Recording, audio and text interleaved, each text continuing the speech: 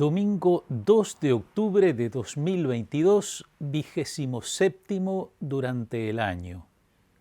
Auméntanos la fe. Amigas y amigos, un saludo desde Juanicó, donde este domingo está celebrando su fiesta patronal la parroquia Santa Teresita. Con esta santa, patrona de las misiones, se abre octubre, mes misionero. El Papa Francisco nos propone rezar en este mes para que la Iglesia, fiel al Evangelio y valiente en su anuncio, viva cada vez más la sinodalidad y sea un lugar de solidaridad, fraternidad y acogida. Y el próximo domingo, 9 de octubre, nos encontramos todos en Villa Guadalupe en nuestra fiesta diocesana. Auméntanos la fe es el ruego que le presentan los discípulos a Jesús en el Evangelio de hoy. No es extraño que los discípulos pidan eso, porque varias veces en los Evangelios Jesús les reprocha a sus discípulos su poca fe. Hombres de poca fe los llama. En cambio, muchas veces Jesús aparece elogiando la fe que tienen otras personas, la de aquellos hombres que llevaron al paralítico y lo bajaron desde el techo, la de la mujer cananea que siguió a Jesús gritando, pidiendo que ayudara a su hija, la del centurión que le dice a Jesús que él no es digno de que entre en su casa, que bastará solo con que él diga una palabra y su servidor quedará sano. Jesús no oculta y al contrario elogia la fe de esas personas. Auméntanos la fe es el ruego de quienes sienten que no tienen fe suficiente.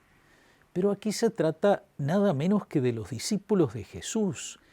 Ellos tienen un privilegio especial, están siempre con Él, escuchan su enseñanza, lo ven actuar.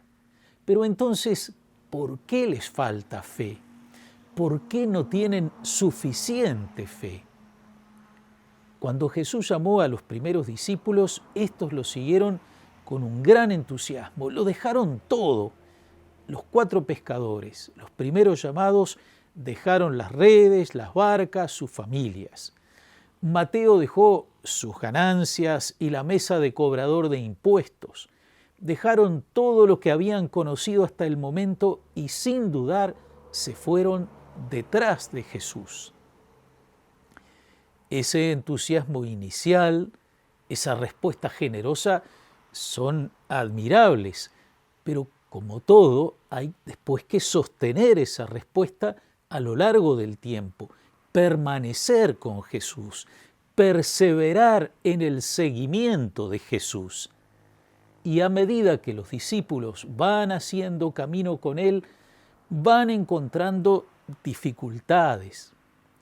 Las encuentran entre ellos mismos, celos, rivalidades, discordias, discusiones sobre quién es el más grande.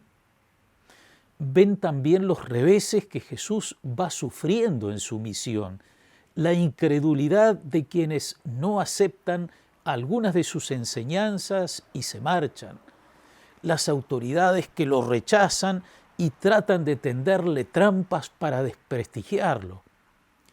Los discípulos van viendo cómo se crea un ambiente espeso alrededor de Jesús que podría llevarlo a la muerte.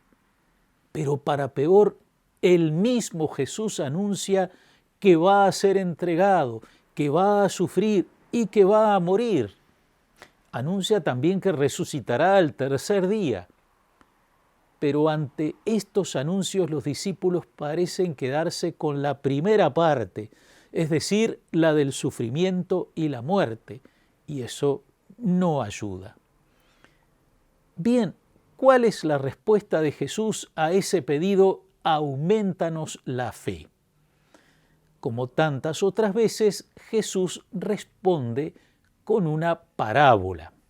Si ustedes tuvieran fe del tamaño de un grano de mostaza y dijeran a esa morera que está ahí, arráncate de raíz y plántate en el mar, ella les obedecería.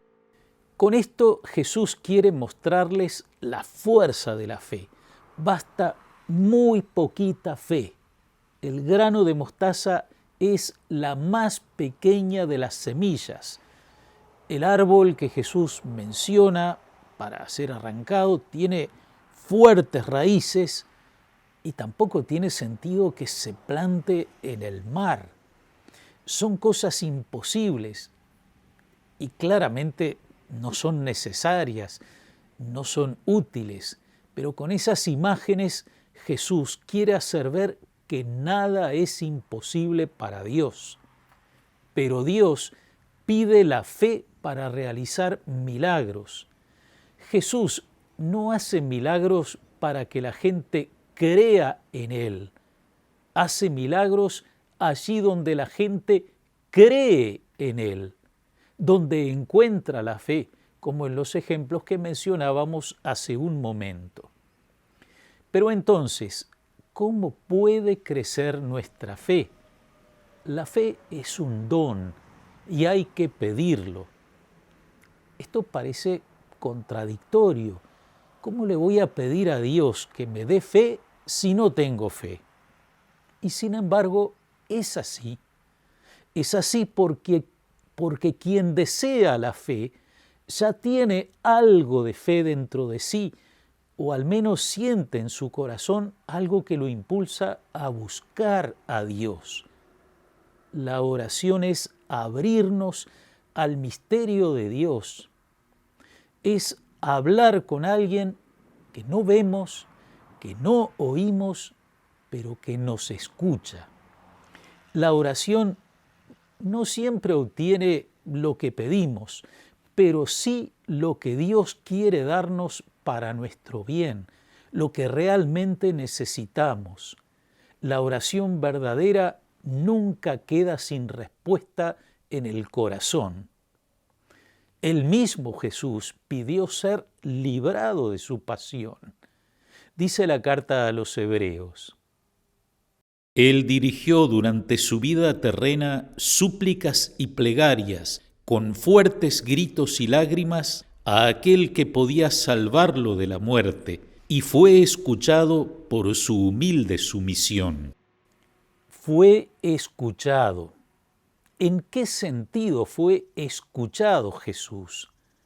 Los evangelios nos dicen que Él pidió no beber del cáliz del dolor que se le presentaba, aunque también se mostró dispuesto a cumplir la voluntad del Padre, que no se haga mi voluntad sino la tuya. Es verdad, Jesús pasó por la pasión y la muerte, pero a través de su sufrimiento alcanzó la resurrección y la vida para siempre. Fue escuchado por su humilde sumisión. La fe es ante todo una relación de confianza en Dios. Unidos a Jesús, creyendo en su palabra, nos fiamos del Padre Dios, confiamos en Él. El Salmo de este domingo nos recuerda un momento en que el pueblo de Dios, caminando por el desierto, murmuró contra Dios, desconfió de las intenciones de Dios. Por eso Dios les dice y nos dice a nosotros hoy: No endurezcan su corazón como en Meribá, como en el día de Masá en el desierto, cuando sus padres me tentaron y provocaron, aunque habían visto mis obras. Esta enseñanza sobre la fe se complementa con otra parábola que parece no tener relación con lo anterior. Supongamos que uno de ustedes tiene un servidor para arar o cuidar el ganado. Cuando éste regresa del campo, ¿acaso le dirá, ven pronto y siéntate a la mesa? ¿No le dirá más bien, prepárame la cena y recógete la túnica para servirme hasta que yo haya comido y bebido, y tú comerás y beberás después? ¿Deberá mostrarse agradecido con el servidor porque hizo lo que se le mandó? Así también ustedes, cuando hayan hecho todo lo que se les mande, digan, somos simples servidores, no hemos hecho más que cumplir con nuestro deber. Con esta parábola, Jesús quiere mostrar que lo propio del discípulo es servir, hacer lo que tiene que hacer, cumplir su misión, pero eso no le da derecho a ninguna recompensa. En el tiempo de Jesús, los fariseos llevaban cuenta de sus obras, de sus presuntos servicios a Dios, pensaban que estaban adquiriendo un derecho, completando una factura que podían luego presentar al cobro. Jesús quiere enseñar a sus discípulos que simplemente deben hacer lo que tienen que hacer y encontrar la felicidad en su cumplimiento. El buen discípulo se fía de Jesús y de su Padre. La recompensa no llegará como un salario, sino por pura gracia, por puro amor. Con Dios no vale un intercambio donde doy para recibir. Lo que cuenta es abrirnos a Él tal como somos y con lo que somos, y saber que se nos invita por gracia a la mesa del reino de Dios.